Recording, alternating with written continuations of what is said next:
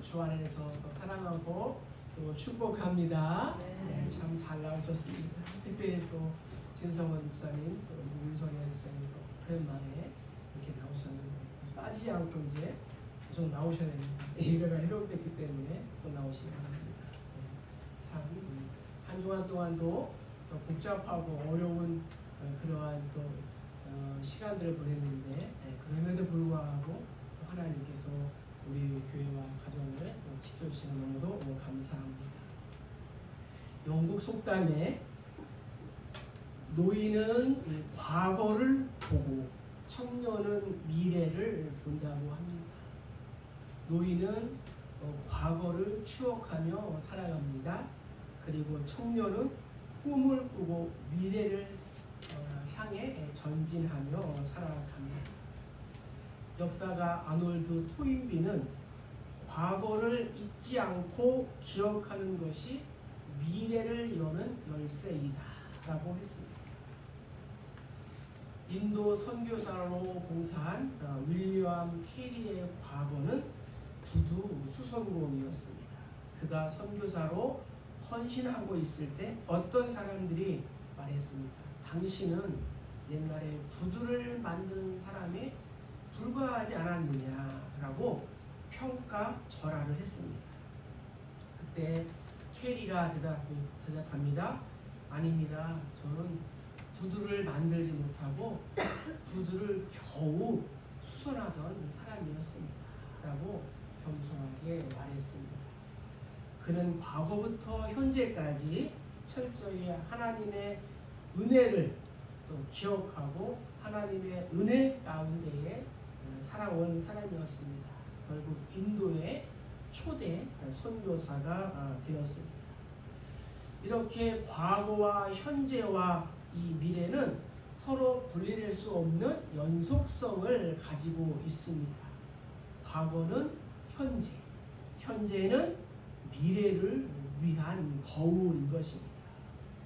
우리가 여호수아 강해를 계속하고 있는데요. 모세를 포함한 출애굽 1세대들은 광야에서 모두 죽었습니다.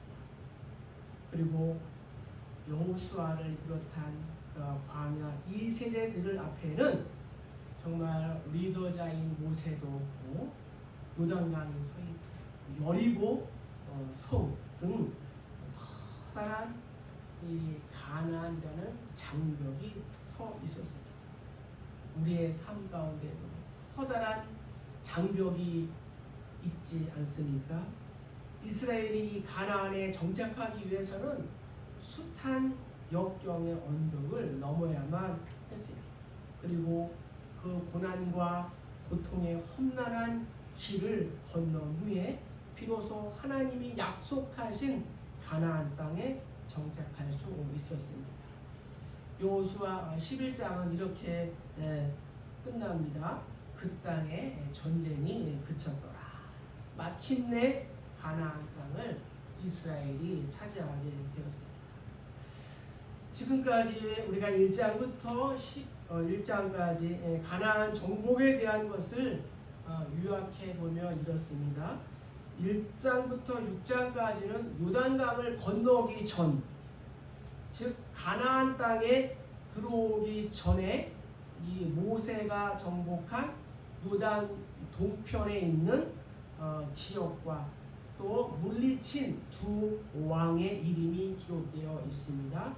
그 다음에 7장부터 24장까지는 이제 가나안 땅에 들어와서 또 이제 여호수아가 정복한 요단 서편 지역과 31명의 왕들의 이름이 오늘 본문에 기록되어 있습니다.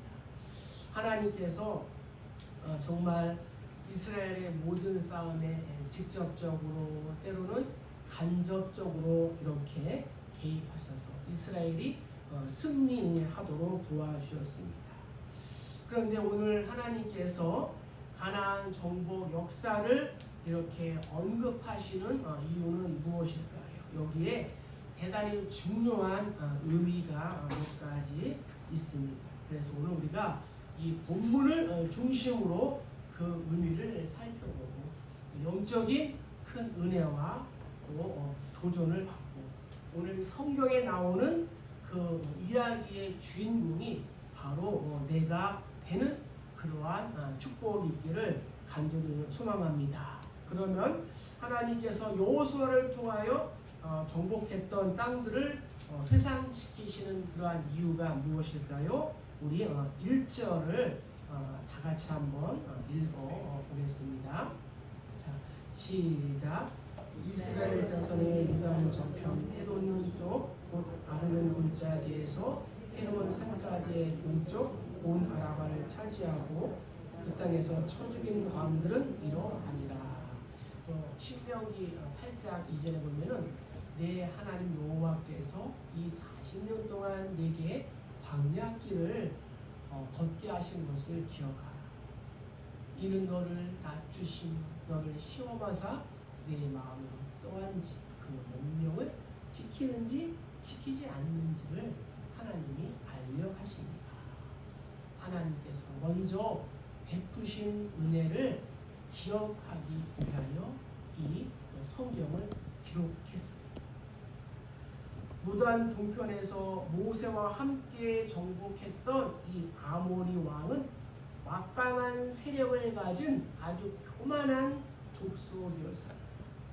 바산 왕이 다스리고 있던 성은 무려 60여 개가 되는 최고의 권력자였습니다.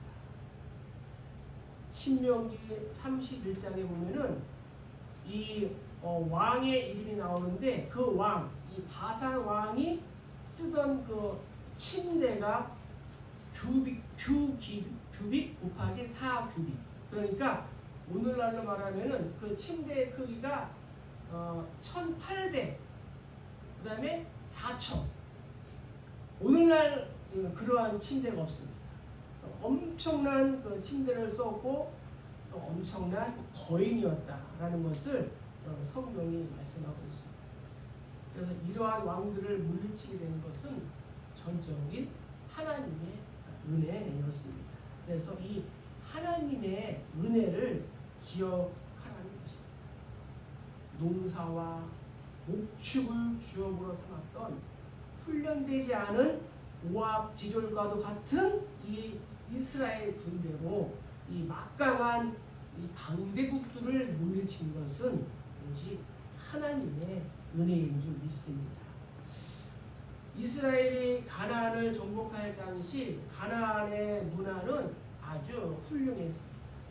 도로와 성읍이 잘 정비되어 있었고 뛰어난 건축 기술로 집들도 잘 지어져 있었습니다. 배수 시설도 잘 되어 있었고 성경 고고학자들의 연구에 의하면은 놀라지 마세요. 벌써 그때에 이 수세식 화장실을 사용했다라는 그러한 기록이 있어요. 물론 군사력은 세계 최강이었어요. 금, 은, 동 이러한 세공 기술도 발달하였고 주변 국가들과 화려하게 활발한 무역을 하고 있었고 또 문화적으로도 훨씬 앞선 그러한 민족이었습니다. 그런데 그렇게 강하고 견고하던 성들이 이스라엘 손에 다 무너지고 그 강하던 군사력도 이 오합지졸과 같은 이 이스라엘 군사들에게 다 떨어져 나가고 말았습니다.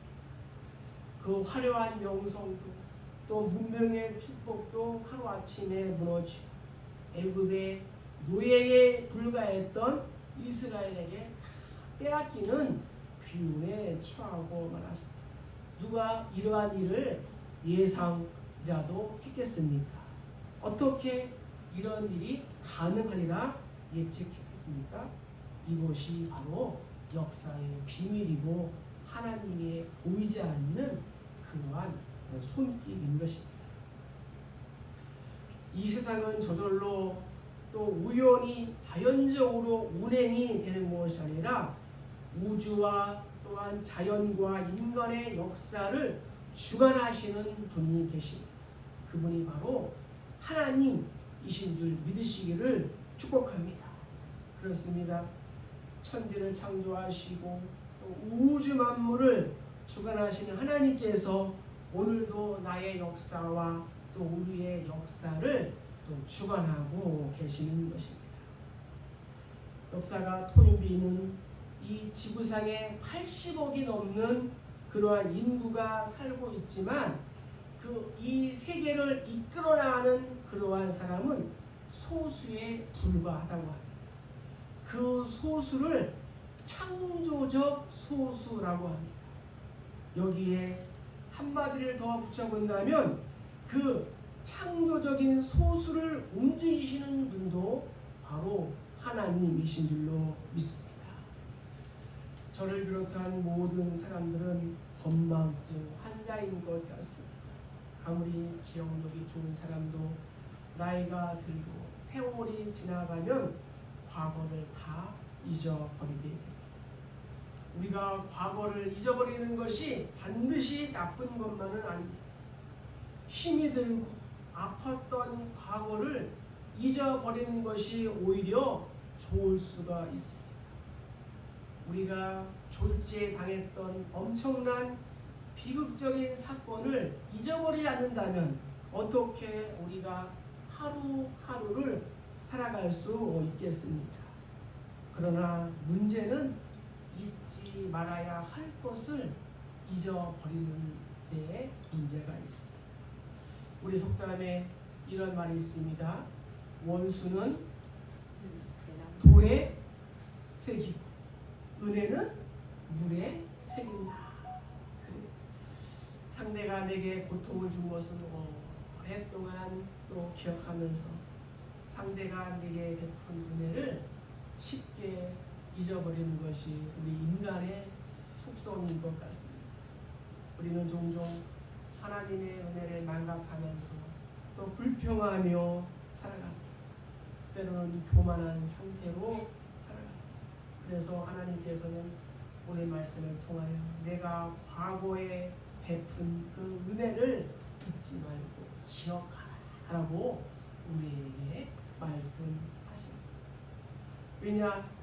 내가 먹어서 배고 아름다운 집을 짓고 거주하게 되고 또 내 소와 양이 번성하고 내 은금이 증식되며 내 소유가 다 풍부하게 될 때에 내 마음이 교만하여 내 하나님 여호와를 잊어버릴까 염려하노라.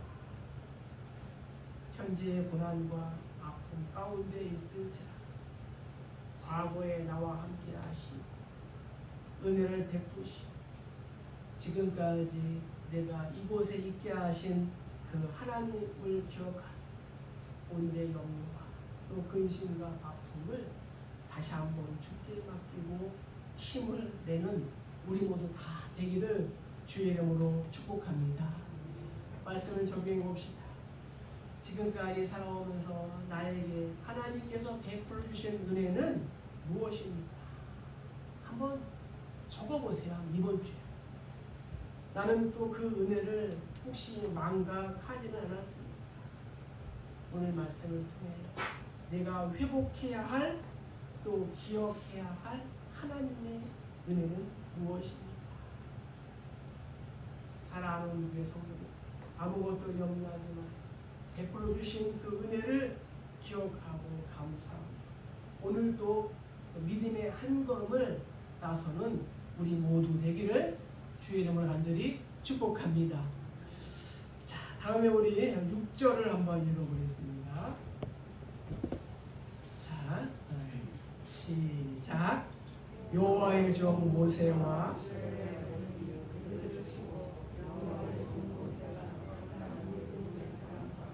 밧사람과 므낫세 안지파에게 주었더라.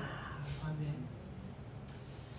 장로님께서 대표이기도 하셨지만 화무 11홍이라는 그러한 말이 있습니다.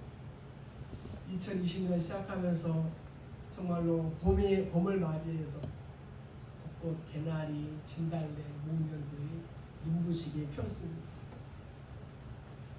그런데 코로나 때문에 다 잊어버리고 못 보셨죠? 네, 봄비가 내리면 그 꽃잎들이 하나둘씩 떨어지고 아무리 아름다운 꽃도 열흘 이상 그 자태를 유지하기라는 것은 참 쉽지가 않는 것 같습니다. 우리 인생도 마찬가지 같아요. 미인일자라도 아름다움은 젊은 날의 한 순간입니다. 어떠한 영웅 포골도 한때인 것 같습니다. 인생의 영광은 떨어지는 꽃과 같으며 세상의 모든 것은 다 지나가는 것에 불과합니다. 그러나 영원한 것이 있는데 세상의 어떤 것과 비교할 수 없는 절대적인 가치가 있는데 그것은 바로 하나님의 말씀인 줄 믿습니다. 그리고 그 말씀대로 살아가는 성도인 것입니다. 잠시 머무를 세상 사람들과는 달리 성도들은 영원한 삶을 또 추구하며 또 그 가치를 가진 존재들인 것입니다.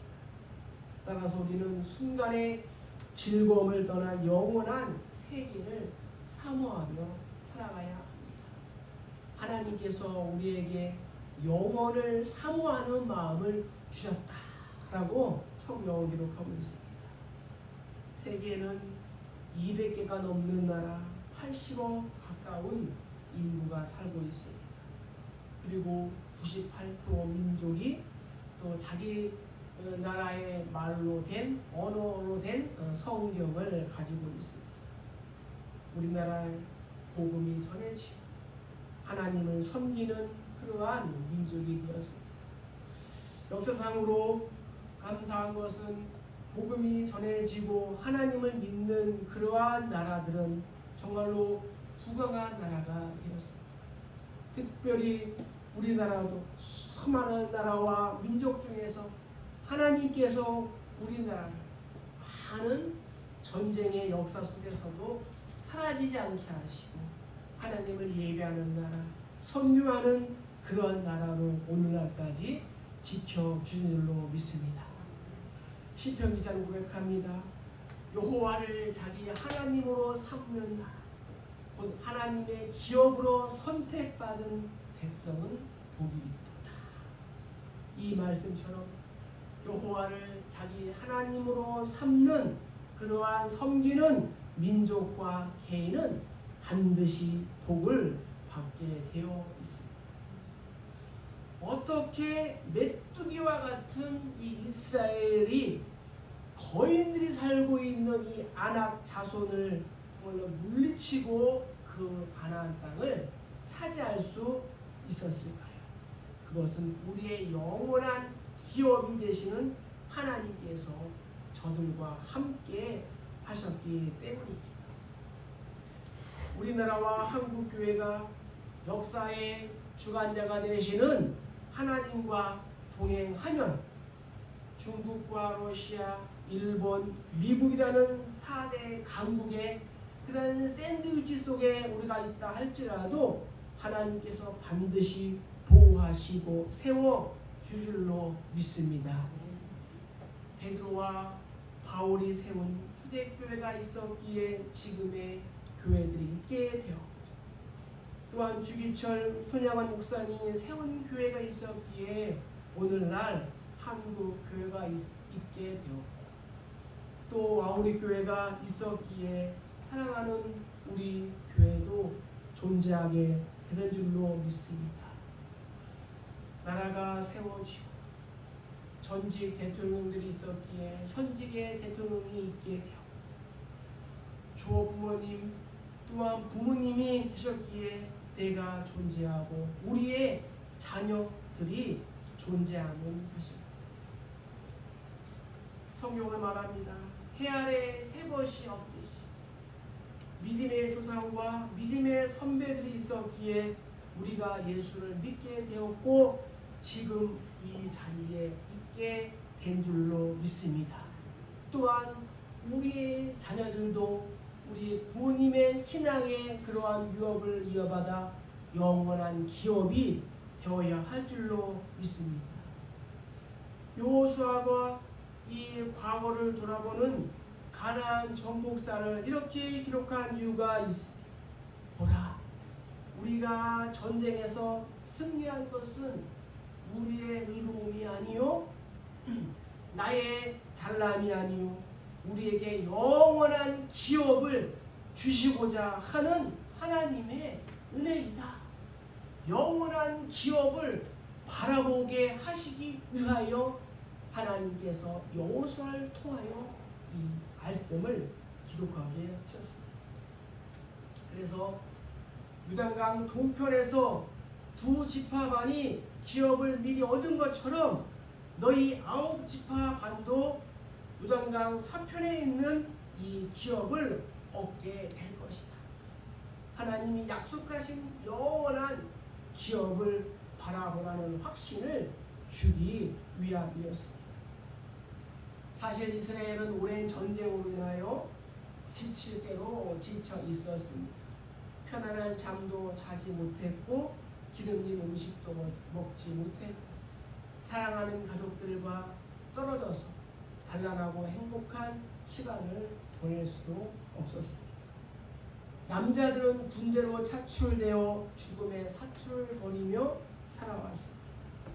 그러나 이제 전쟁이 끝나고 땅을 기업으로 받을 시간이 다가오고 있다는 것을 이스라엘 백성들은 알아야 했기 때문입니다. 사람들은 어렵고 복잡한 일을 만났을 때 눈을 감고 아무것도 보지 않으려고 합니다. 그러나 그것만이 해결책이 아닙니다.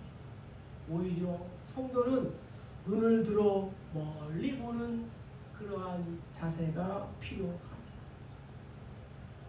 미국 4대 대통령이었던 벤자민 프랭클린은 젊어서 인쇄소를 경영하는 청년이었습니다. 그는 한 소녀를 사랑하게 되었습니다. 그러나 소녀의 어머니는 그들의 결혼을 반대했습니다. 그녀의 부모는 미국에 당시에 이미 커다란 인쇄소가 2개나 있는데 또 인쇄소를 만든다는 것은 틀림없이 머리가 순한 사람이라고 악평을 했습니다. 그러나 저들은 이 젊은 인쇄업자가 장차 과학자가 되고 법률가 또 정치가 또 교육가가 되고 미국의 독립선언서를 기초하는 5명의 사람이 된다는 것을 전혀 내다보지 못했습니다. 사랑하는 성도 여러분, 우리 교회가 분립개척원에서 3개월 채 못 지나 코로나19로 인하여 또 어려운 고난의 시간들을 보내고 있습니다. 우리 교회만 그런 것이 아니라 대형교회, 중형교회, 소형교회와 모든 또 성도님들이 가정과 일터에서 또 경제 문제로 또 건강 문제로 신앙 문제로 교회를 가고 싶어도 가지 못하는 그러한 어려움으로 힘들어 하고 계십니다. 우리가 여기서 포기하고 또 주저앉아 있을 수만은 없지 않습니다. 일어나 걸어라, 내가 새 힘을 주리. 일어나 걸어라, 내 너를 도우리. 하나님께서 반드시 우리 교회와 한국교회와 또 우리 성도님을 통하여 위대한 일을 이루어 가실 줄로 믿습니다. 하나님께서 주실 그 영원한 기업을 믿음으로 바라보시고 조금만 더 인내하시고 함께 해주시기를 주의 이름으로 축복합니다. 오늘 말씀을 적용해 봅시다. 하나님께서 나에게 주신 영원한 기업, 영원한 분깃은 무엇입니까? 내가 그것을 취하기 위하여 감당해야 하는 나의 대가, 나의 열심은 무엇입니까? 이제 우리 마지막으로 24절 우리 한 절만 다 같이 한번 읽어보겠습니다. 자, 시작. 하나는 디르사 왕이라 모두 31 왕이었더라. 마지막으로 하나님께서 여호수아를 통하여 오늘 이 말씀을 기록한 것은 너희에게 줄 이 승리와 축복이 얼마나 큰가를 기억하기 위함이었습니다. 2001년 9월 11일 테러로 사라진 세계무역센터 자리에는 이러한 문구가 새긴 현수막이 걸려 있었습니다. 우리는 결코 잊지 않을 것입니다. 라는 큰 현수막을 걸어놓았습니다. 이스라엘이 독일 나치에 의하여 희생된 600만 명을 기념하는 추모관이 예루살렘에 있는데 그곳의 이름을 야드 바심이라고 합니다. 이 야드 바심은 뜻은 기억이라는 뜻입니다. 독일에게 당한 것을 잊지 말고 기억하자. 우리나라도 일본으로부터 36년간의 식민지에 고달픈 시간을 보냈습니다. 일본 그들이 한 일을 우리가 용서는 할 수 있으되 결코 잊어서는 안 되는 것입니다. 기억해야 되는 것입니다. 어느 날 영국 황제 루이스가 민정 시찰을 하기 위하여 시골에 갔을 때에 물레방앗간을 지나가는데 그 안에서 찬송 소리가 들리는 것입니다. 황제는 방앗간 안으로 들어가 보니 초라한 방에서 한 노인이 조그만한 빵 한 조각과 물 한 컵을 앞에 놓고 감사 찬송을 하고 있었습니다. 황제는 그 광경을 보고 감동을 받았습니다. 자신은 날마다 화려한 궁에서 진수성찬 산의 진미를 먹으면서도 감사와 축복을 몰랐는데 노인은 빵 한 조각을 가지고도 하나님께 감사하고 있지 않습니다. 노인은 찬송합니다. 세상 사람 날 부러워 아니하여도 나 역시도 세상 사람 부러워하지 않네. 하나님의 은혜를 생각할 때에 할렐루야 찬송이 저절로 나네. 찬송을 듣고 있던 황제가 노인에게 2절도 불러달라고 했습니다. 노인은 말합니다. 2절은 없습니다.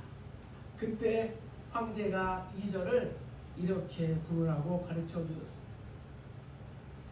세상 사람 날 부러워 아니하여도 영국 황제 루이스가 날 부러워하네.